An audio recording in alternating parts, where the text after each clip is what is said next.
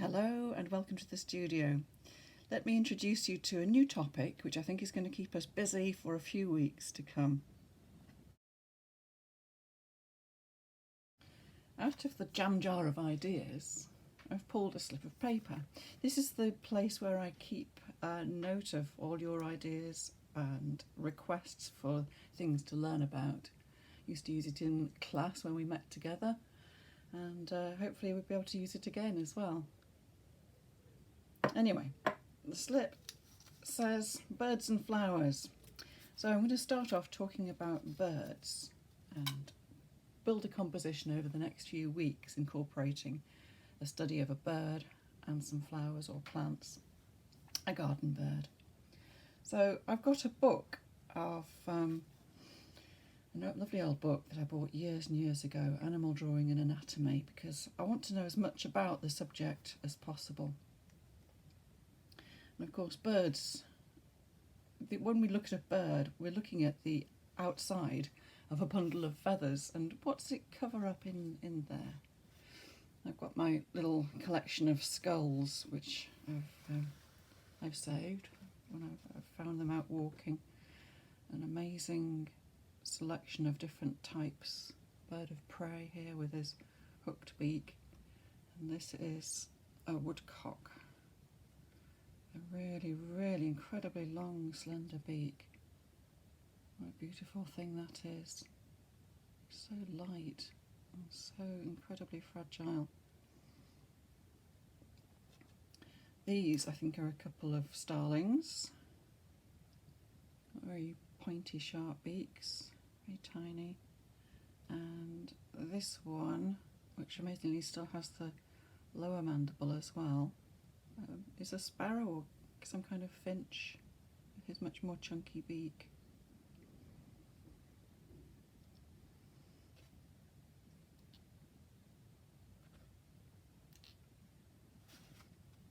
I've got a stack of books which I'll show to you with some of my favourite artists, beginning with Thomas Bewick,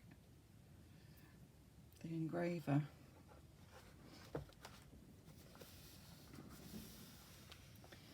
And I've picked out all these books. I've picked out examples of the Blackbird. You can see here in Bewick's, he's made a sketch of a blackbird ready for making the printing block, the engraved printing block. Late 18th century artist. His blackbird's a very slim example, very long and slim. He's made a slight adjustment when he's actually engraved the block, where he's slightly fattened out the front of the throat. That's quite interesting to see. Makes it more recognisable to me anyway. Another artist who really inspires me is Charles Tunnicliffe, a 20th century artist, and I'm just fascinated when I look at pictures of how he studied birds. You can see here his wife who's holding an injured bird, and here he is, here's the artist, taking measurements from a dead bird. People used to bring him examples of birds that had been killed or had died naturally. And he used to make pages and pages of measured studies.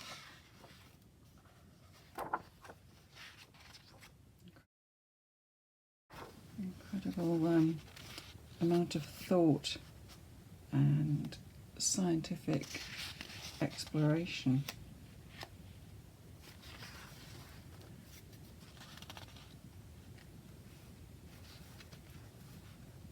Evidence of an inquiring mind. His written notes. The worksheets themselves are so beautiful.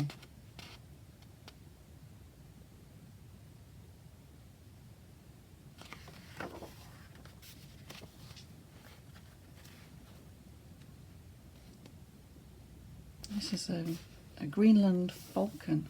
You can see the shape there of the beak. Quite similar to this. I don't know what this one is. I found it in the woods in Brotherton.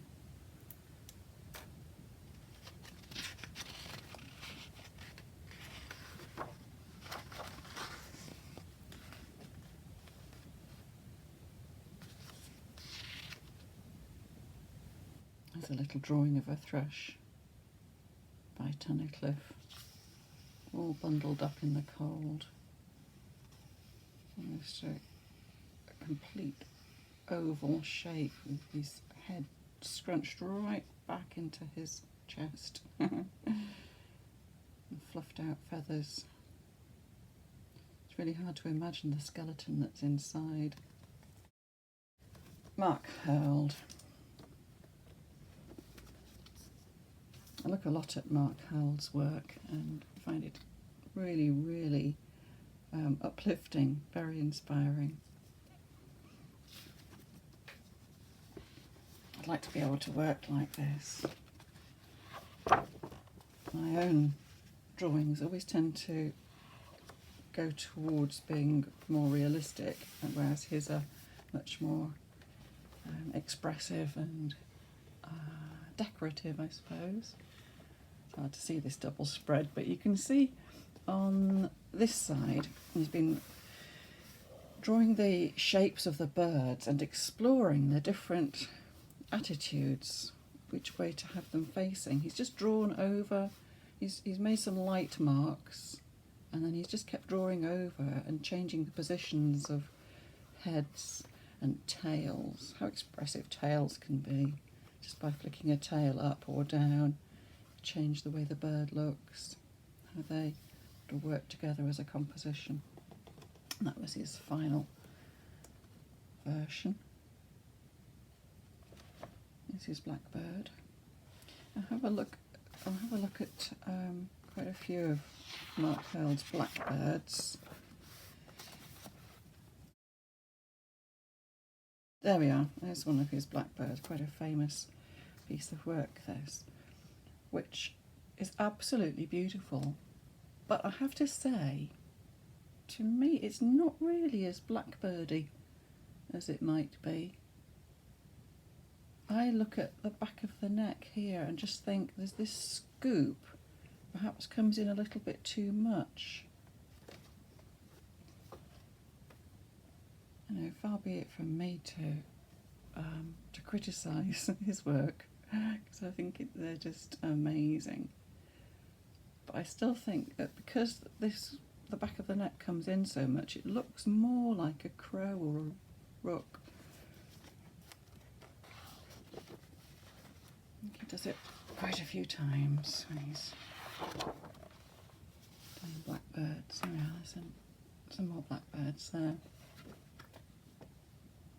See the back of the neck?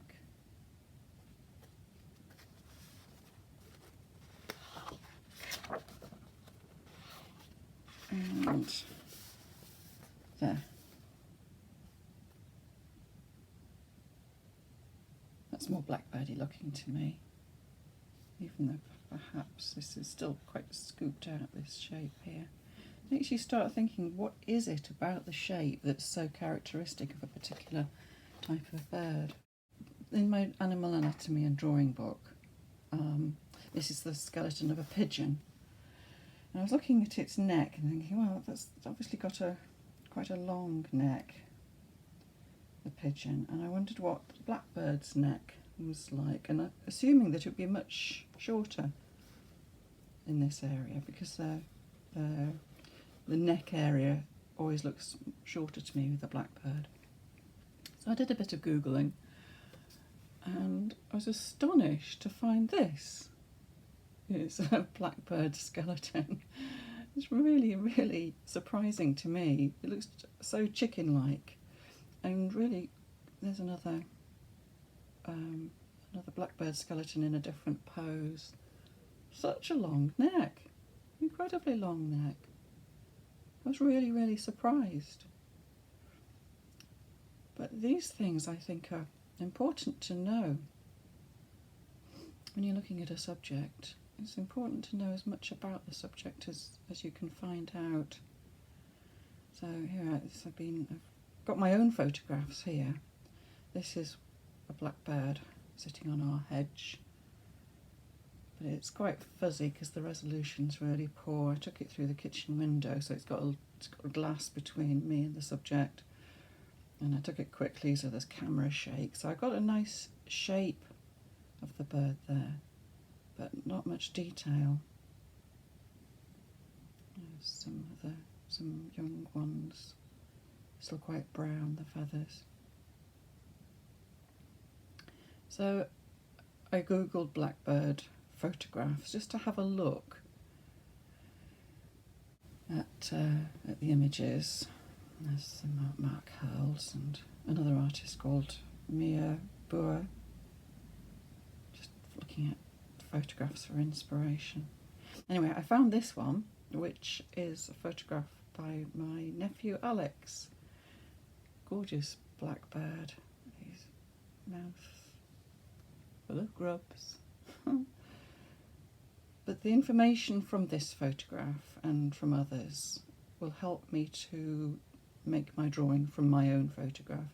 I will not be using these photographs to copy from, because they're somebody else's work, they're the photographer's work. And although it's acceptable to, look at a photograph for the shape of an eye or some detail about the proportions of a beak or something like that, it's really not acceptable to copy it outright without the permission of the photographer. So as I said, I'm going to use my own photograph, and I would urge you to try and do the same yourself. Take your own photographs or draw from life or from memory. And just, if you need to, use the information from other photographers' photographs.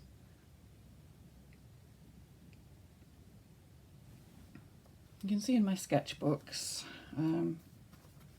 some of my preliminary drawings for lino cuts, and there's a page of drawings here where I was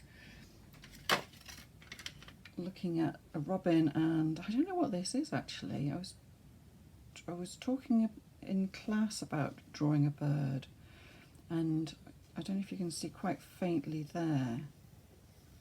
There's an oval shape drawn and another oval here, because I think that's probably quite a useful starting point when drawing any bird, is to work out the larger basic shapes before you start adding detail.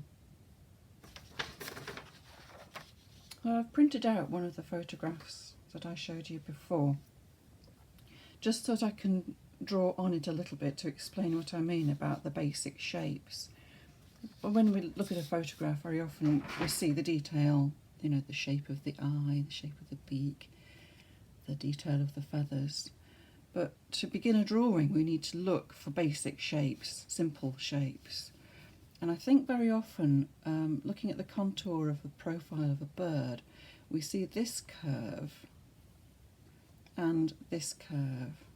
And often, when I've seen people drawing birds, those two curves get put like this, and then the head and the body added. And we kind of end up with a bird that looks like it's been squeezed across there. Whereas if we draw that curve in again and then identify where the other curve comes, in relation to the first curve, it's over here, and the back of the head will come round to meet it, and then we'll go off down the body, which is quite often fairly straight through to the tail. So that's one way of looking at it. Another way is to try and find, let me just get a white pencil, try and find those interlocking ovals. There's one.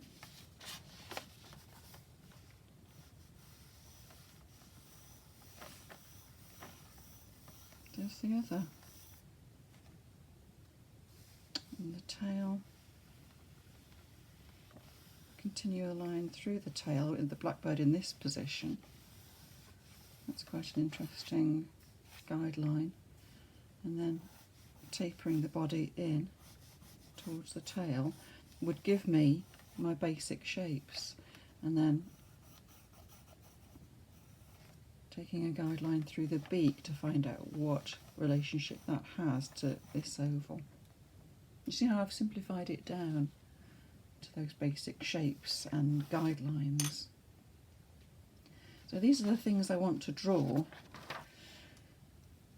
When I begin my drawing, I want to put in shapes that you can't see when you look at the subject.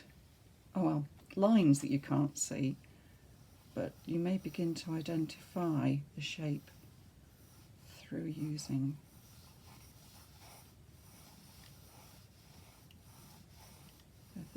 This is his tummy, and his back is quite straight, so I'm drawing more of the underneath part of this oval. There's the head, and here I'm going to have the curve, so this curve here. Oops, I can't zoom in anymore. This curve that leads to the beak on my photograph.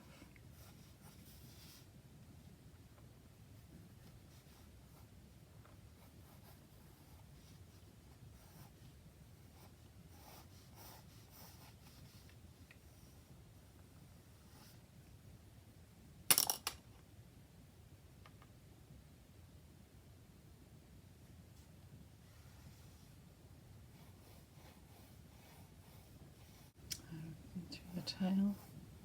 Can't really see much of this bird's tail because it's right on the side. And then where the feet come out, it's like a little bit of a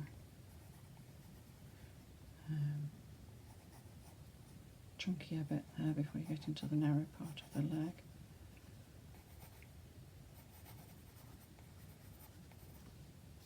There he is. Can't see his feet because they're buried in the privet hedge. Now the eye must be here, but I can't actually see it in the photograph. So this is where I need to switch to a photograph where I can get more information. Let's find Alex's photo. Whoops. There we are. Now that bird I'm looking more up from below. So I'm going to bring the eye down a little bit, but it helps me to see how close and how large the eye is. Got quite big eyes, blackbirds, especially accentuated with that orange ring round them on the male. And then how close it comes to the beak, sort of comes back into the head.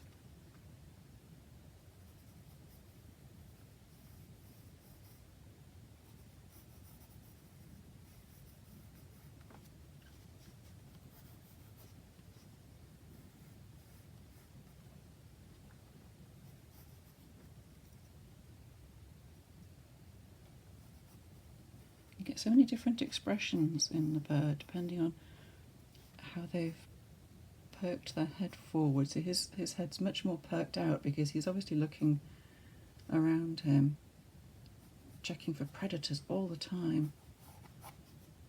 Got a lot of anxiety have birds when they're bringing up their young.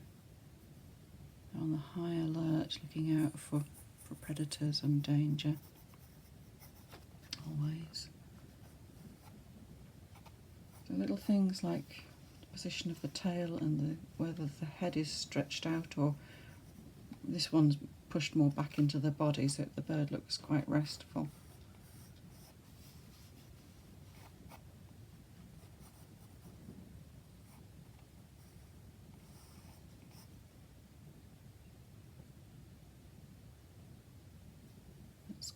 That's quite useful there, where I can see the wing folded back more similarly to the bird in my photograph.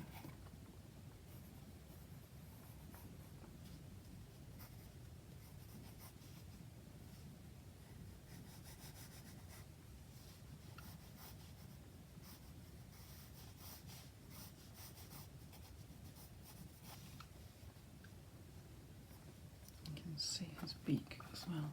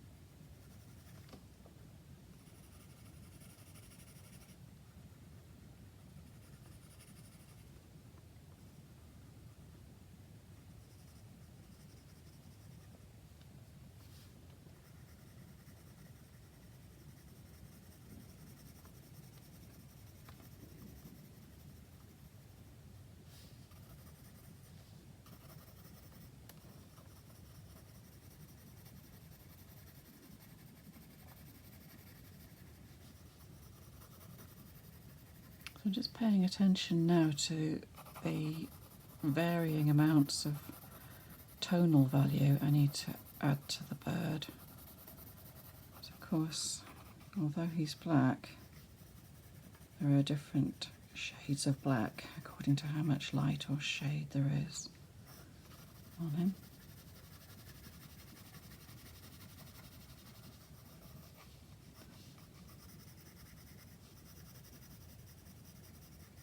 and the way his feathers are laid out, catching the light.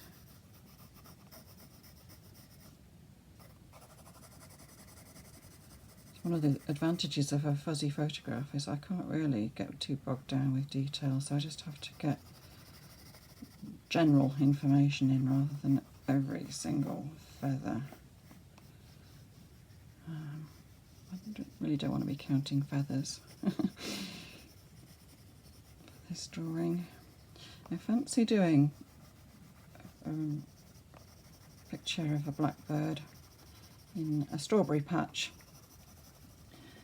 as of course the other part of this project is flowers, and the strawberries are in flower at the moment, and sort of inspired by Mark Hearld's Blackbird in a Strawberry Patch. Thought it would be fun to do a blackbird next to a strawberry plant that's in flower. It's kind of, they always seem to be watching the strawberry plants, the blackbirds. I watch them, they watch them, and I come along one morning and they've been having a good old feast. That's okay, I don't mind sharing with them.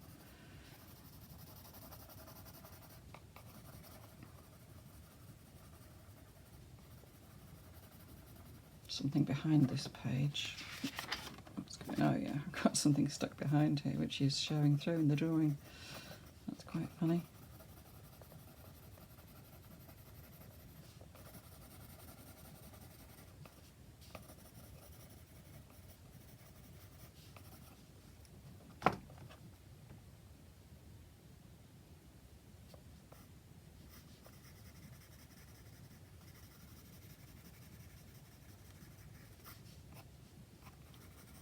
What do you think? It's probably enough just for exploration, beginning to know my subject. It's just the only way you can find out about the way things look, by drawing them. There are things I thought I knew, but this area has been quite interesting to me. That photograph of Alex's, how the beak comes kind of down.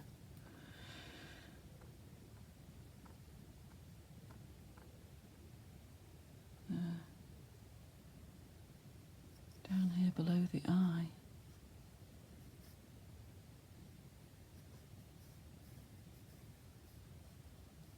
That surprised me.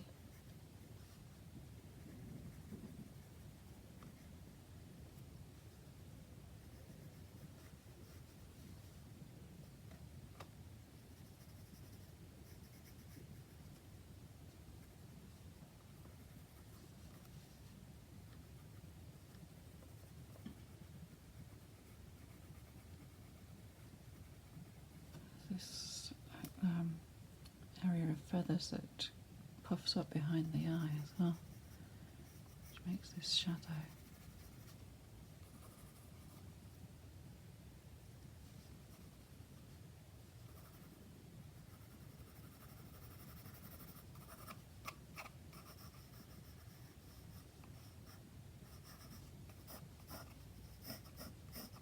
Sure, if Tunnicliffe was drawing this, he'd get all these feathers in just the right position.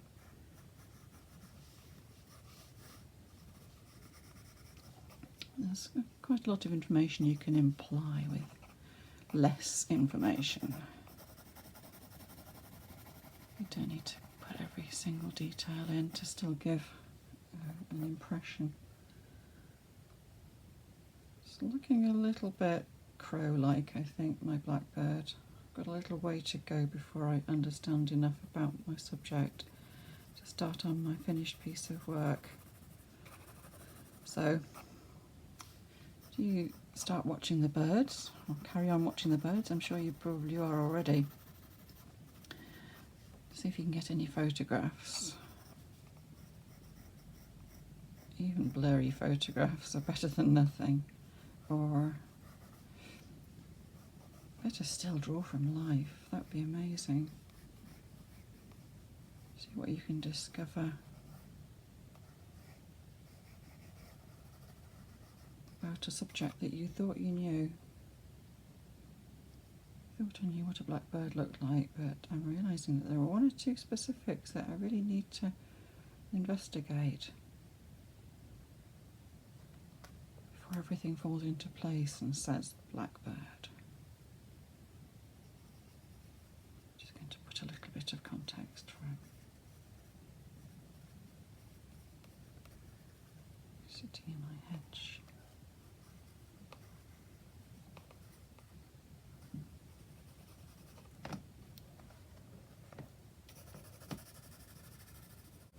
There we go. Have fun with your bird drawings.